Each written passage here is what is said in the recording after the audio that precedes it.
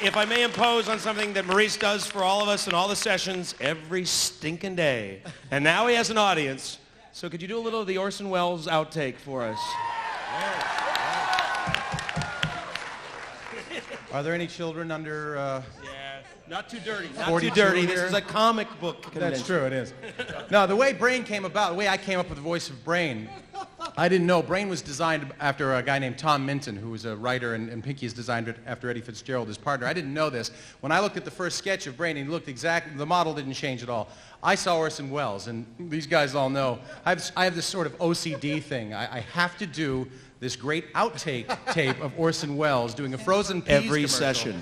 Orson compulsive disorder. So it's this tape of Welles doing, like circa 1978, doing a frozen peas commercial in England, and it goes something like this.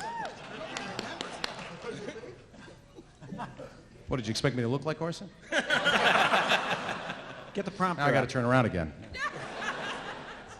We know a remote farm in Lincolnshire where Mrs. Buckley lives. Every July, peas grow there. You really mean that? Yes, I'd start about a half second late, don't you? Don't you think you really want to say July over the snow? Isn't that the fun of it? If you could make it Orson almost when that shot disappears, I think it'll make... I think it's so nice that you see a snow-covered field and say every July, please grow there. Get me a jury and show me how you can say in July and I'll go down on you.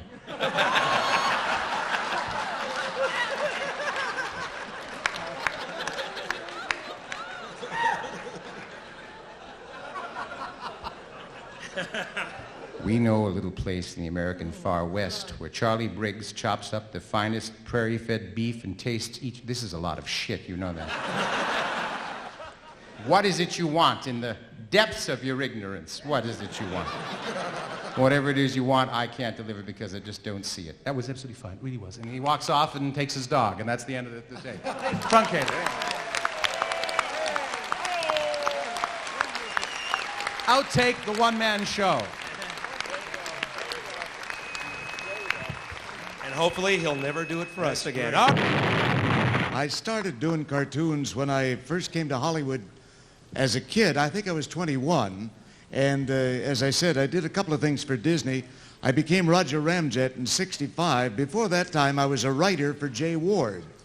Alan Burns, who created Mary Tyler Moore, was there at that time as a writer.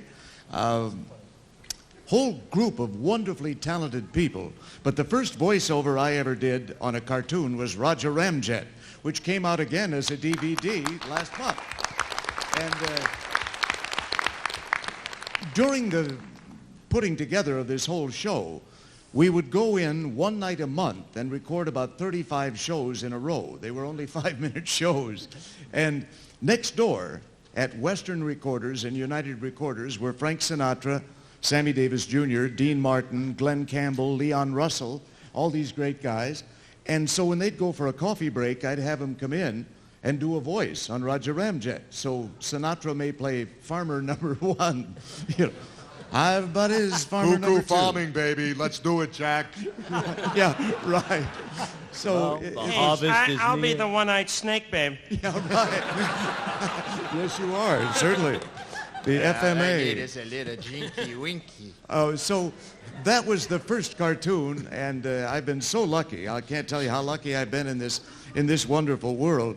It's like being a kid and being paid for something we all did as kids. Absolutely. And still do. And that's the beauty of it all, the wonderful world of animated cartoons. Anyway, thank you for the wonderful comments. I really appreciate that. We'll get to your questions. Sorry it's taking so long here. The guys wanted me to mention this. Gary, we have the same agent, and Gary sits and regales us with these amazing stories. And one day he was telling us about Marilyn Monroe and this person and that person. And the guy in the office said, Gary, is there anyone you don't know? And he goes, well, he said, Mom's Mabley. Well, Mom's and I had lunch. At one time, I wrote jokes for Mom's Mabley. There we go.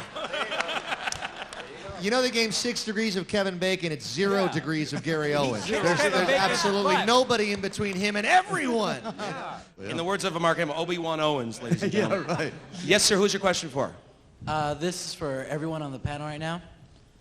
You guys teaming up is like the Justice League of cartoons.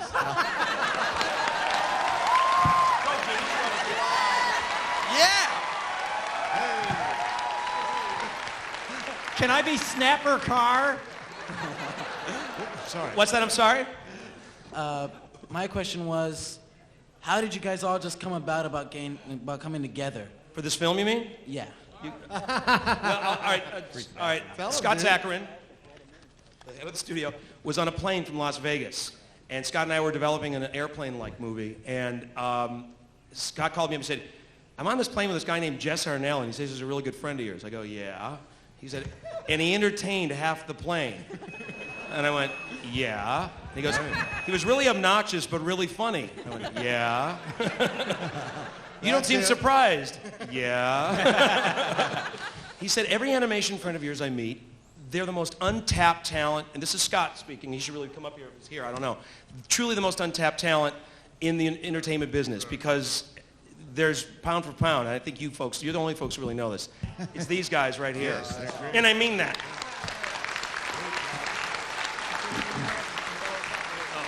Okay. And as an example, Mr. Cummings, would you please go up and speak to these people here? And he's just looking at me like, what? This man does trailers. This man He does everything. He is everything. Yeah, he's... You don't want to do it? Come on, get up here. Come on, Jim. Check this out, check this out. Trailer voice. Coming to a theater near you. You know him, you love him, you can't live without him. He is Mark Hamill. Jess Harnell, Tom Kenny, Billy West, Roger Rah Rah Boom Boom, take a look at these rows. And Lori Humana Allen. Starring in, we don't know the name of the movie. Comic Book, the movie. It is. Yes. You picked it, baby. Oh, well, there you go. Comic Book, the movie. You're driving me crazy, but seriously. Okay, well, that's it. Okay, Jim Cummings. Go. I would just like to add to what's already been said about that you know, you ask how we all came together. That thing about the plane is really true, because I had taken my medication and I was in a really good mood that day. But the truth of the matter is that when you do this stuff, which we're all fortunate enough to do, you really realize that it's such a team. There's, like with on-camera actors, a lot of the time there's backbiting and there's a lot of competitiveness, and there's really none of that in voiceover. It really is like a lot of people, except Billy, who get along beautifully and just help each other out. Like this thing today with the movie, we're doing it. These guys had the courtesy and the good nature to come down here to San Diego, basically to help us out and to see you guys, because without you, we wouldn't have a job, and we really love you guys for that, and I want you to know that.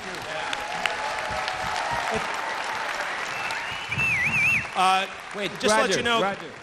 I always wanted to do voice trailers because they pay a shitload of money, but I can't do them with a straight face. I've tried it. It's like, you know, no. It's always in a world gone mad. It's always gone mad. One man. It's always one man. Time is running out. Time is always running out.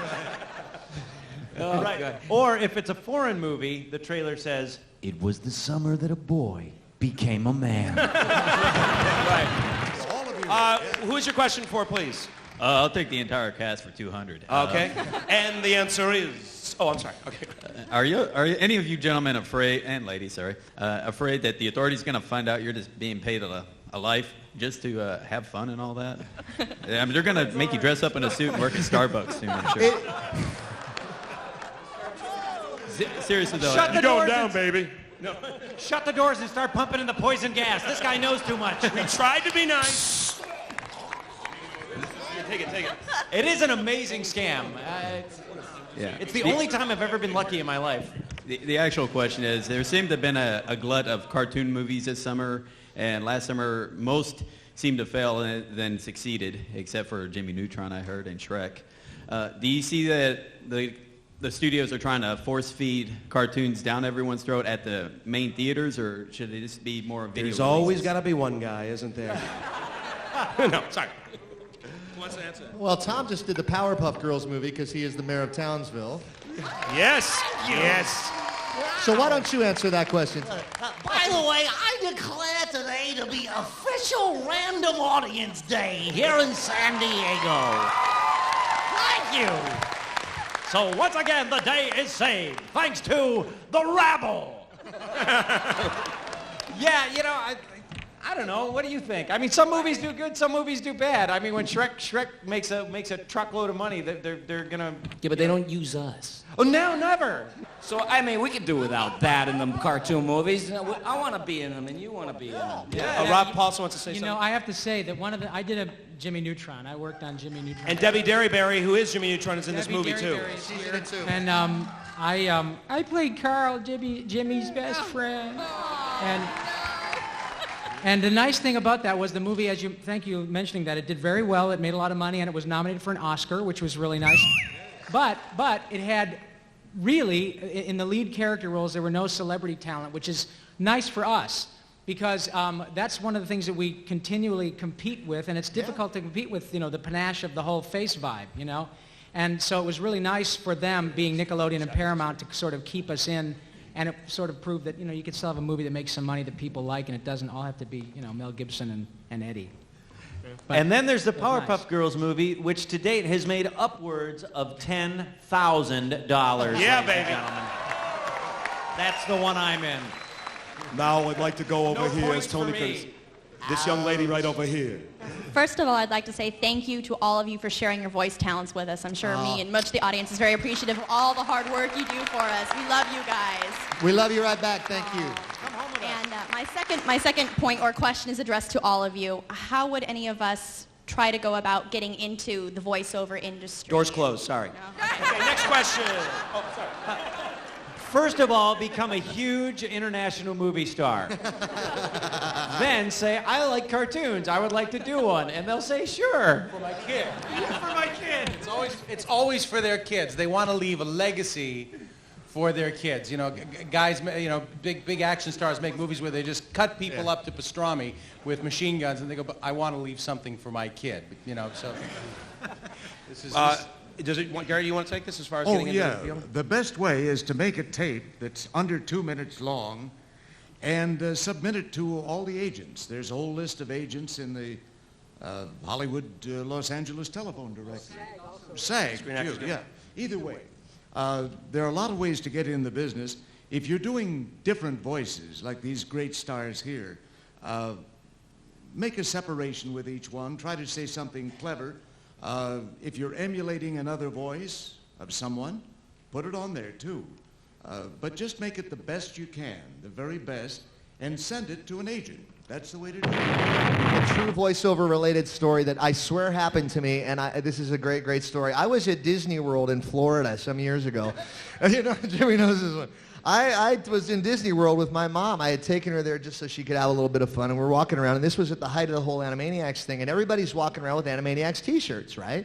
So my mom, being a mom, every time we'd see somebody in the shirt, would go, oh, go tell them.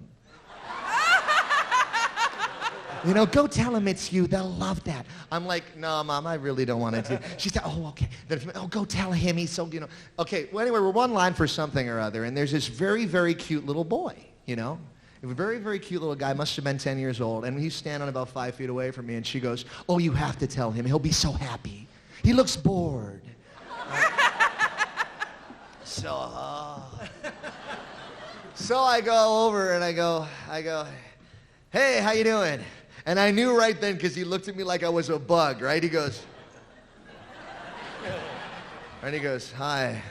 And I go, you like the Animaniacs? And he goes, yeah. You know? And I go, which one is your favorite? Who do you like the best? And he goes, Wacko, why? And I go, well, you know, it's kind of funny that you say that because I do his voice, you know? And he looks at me and he goes, yeah, so do I.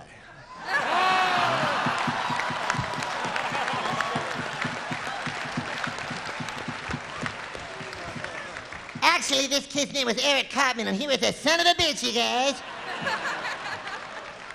No, so I look at him and I go, no. I go, actually, I know I really do. I do it on the show, you know? And he goes, no, you don't. And I go, yeah, I do, you know? And it hadn't occurred to me yet how absurd this conversation was becoming. And he goes, well, they record that in California. And I said, oh, I live in California.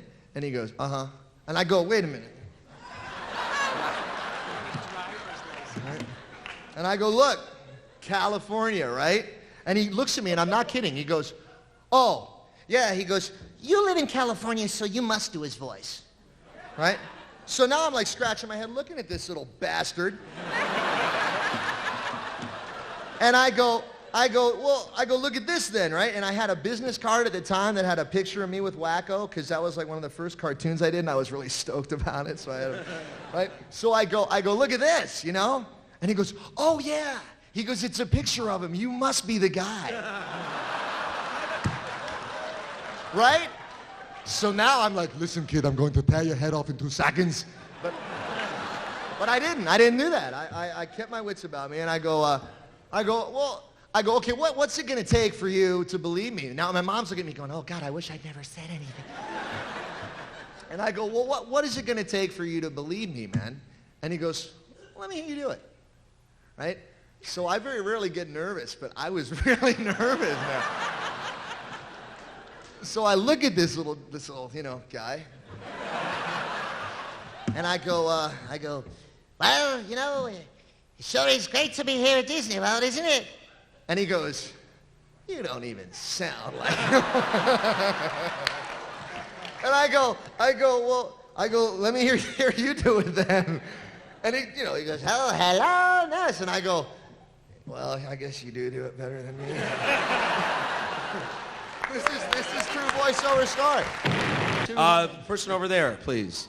This is addressed to all of you. I just wanted to know, what was each one of you your first thing that you did, and what inspired you to get involved in voiceover?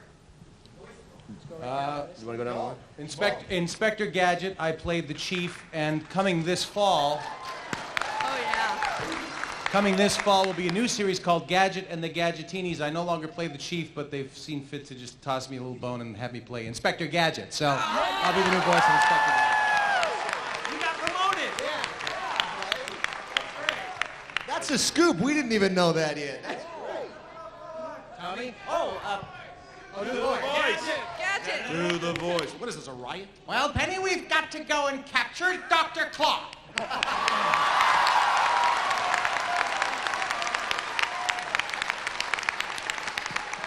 Unfortunately, I don't have Brain the dog anymore, and I refuse to be seen with a mouse. But I have 2 new little friends called the Gadgetinis, and they figure very prominently in the show. Make sure you watch. Yeah. That is the best Matthew Broderick I have ever heard. It's incredible. And I came from more of a background of stand-up comedy and sketch acting and stuff, but my first cartoon that I ever booked was a yellow cow called Heifer on a show called Rocco's Modern Life. And I was so thrilled because I had always been obsessed with cartoons. I didn't want to be on camera. You know, I was on camera because I couldn't get into cartoons. As for me, like I said, I guess I started as a jingle singer, and the first thing I ever did was I did a bunch of voices for Splash Mountain. Have you guys been on that ride at Disneyland? Yes. If you go on that again, I'm Brer Rabbit, and I'm Brer Bear, and an alligator, and a duck, and a goose, and all kinds of crap. But then what I did after that... That's your personal life. Yeah, let's not bring that into it. Then what happened actually after that was that they were looking to replace Roger Rabbit. You guys like Roger Rabbit, you know? Yes. And so, jeepers, I went out for that job and got it, which was super, you know. So I started doing Roger, and from there, the first cartoon I ever did was Darkwing Duck with none other than Darkwing Duck. That would be Jim Cummings. And I remember, seriously, now you got to understand, I was sort of living in a rock and roll vacuum, and I'd never come across people like myself, my people, as it were. And I was sitting next to Jim Cummings doing this show, and I went, whoa. The first, I think, big cartoon I did was Ninja Turtles. I did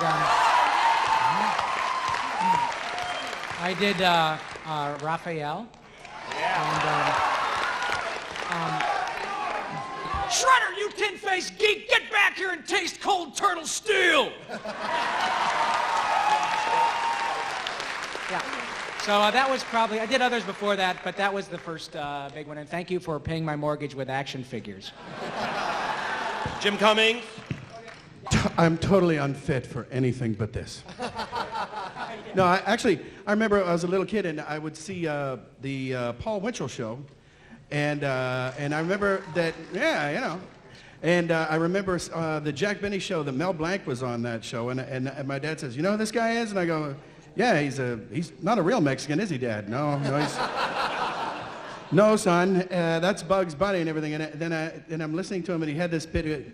Jack said something about it. You probably wrote it, Gary, but it was, what is your name? Si. And do you say anything other than that? Si. You know, and I realized that then you see Paul Winchell, and he's sitting there talking to himself, which is, of course, Jerry was holding Jerry Mahoney on one hand and Knucklehead Smith on the other. And I'm thinking, I do that at home for free. And so I knew I was going to either be a singer or an actor or something, not a dancer. and I used to get kicked out of classes for, you know, doing dolphin sounds and everything. And then you come to find out they'll pay you for that. And so here I am. Yeah, that's really it. Yeah. Jim Cummings. Jim, what was your first show, though? Darren Norris, ladies and gentlemen. Darren. I'm still dressed in black, baby. The first cartoon I ever did was, I think I was Commander Og from Planet Zorgo on 20,000 Leagues in Space, which is nothing, believe me. But the first big show I ever did, which is really not animation, it was with the lovely Maurice LaMarche. It was a show called The Chimp Channel. I was Brock Hammond, the actor. Yeah, you, that's it. Brock, we found a clue. No, Timmy, clues are round. So I guess I have an affinity for playing people who aren't really bright, and Cosmo the Fairy on Fairly Odd Parents would be in that same vein, yes, Not real smart. Started out like this, kind of like Phil, and kind of smarmy and cheesy. And then he grew into this. And then he fired the pants cannon. Then we've done that already today, too. Anyway, that's my story, right? Hey. Darren Norris, Jim, you want to say something? I got one more thing, because I really should tell you guys this. I was working at a video store in Anaheim Hills, and I made a demo tape, which is what you're supposed to do, like Gary said. And I sent it out to this guy named Don Bluth, because a customer knew this guy, and Don Bluth, whatever. You know, that's how dim I was. And he called me back and said, well, you don't stink.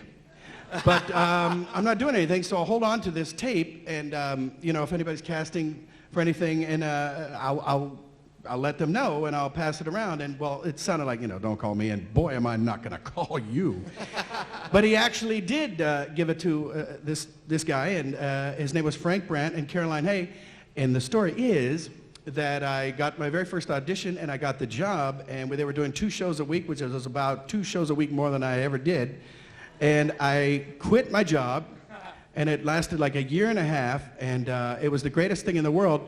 And it wasn't animation, but it was Dumbo Circus, and guess what? Dumbo is in the house. Yeah.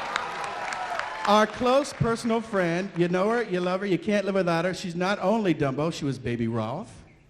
On the Muppet Babies. She was little gummy, she was a little gummy bear. And her name is Katie Lee, and guess what? She's right here. Katie Lee.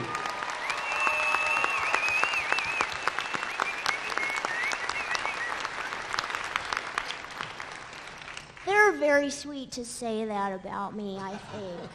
They're really funny guys. And there's no girls. What even happened to Lori? She's doing the movie. She's under the they're table. About to be doing it. Hi-yo! Somebody had Yes! to say. Well, that's why I'm not up here.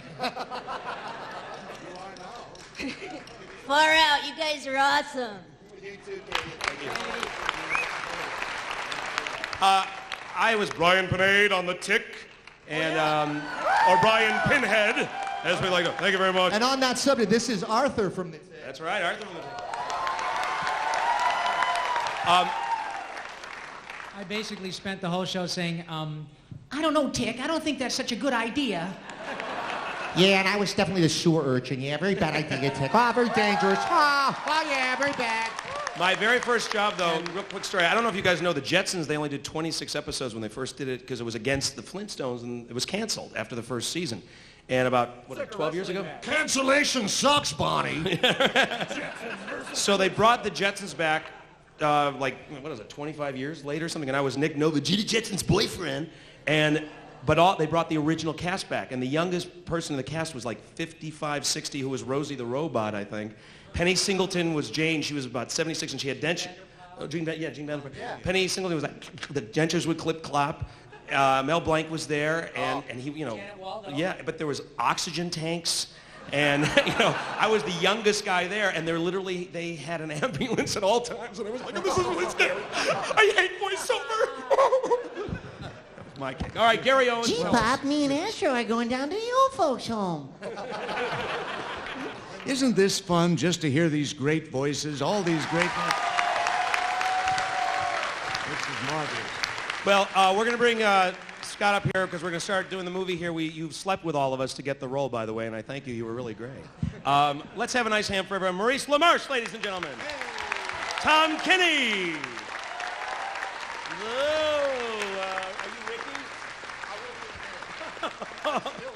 He's Jess still Jeff. Arnell. Who is Ricky? Rob Paulson. The effervescent Jim Cummings.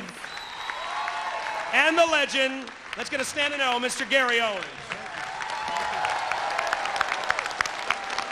Of course, also Billy West, who is backstage prepping his role.